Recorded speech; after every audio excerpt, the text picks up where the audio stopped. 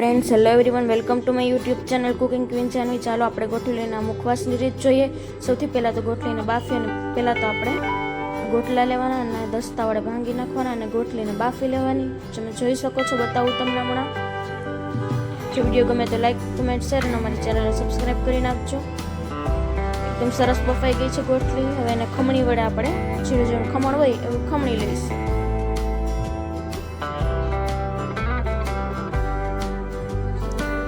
જોઈ શકો છો, એકદમ સરસ ખમણાઈ છે. હવે આપણે તેને સૂકવી દેવાની અને પછી ઘીમાં શેકી લેવાની. આમ ગોઠલીનો મુખવાસ થોડી જ વારમાં તૈયાર થઈ જાય છે. એક વખત ઘરે જરૂર ટ્રાય કરજો, બહુ જ સરસ રેસીપી છે. આવી રીતના જોઈ શકો છો, આ સુકાઈ જાય એટલે સરસ થઈ જાય છે. એમાં તમે ગમે તે મસાલો નાખી, સંચર પાવડર અને એવી રીતના તમે બનાવી શકો છો ઘરે. Thank you.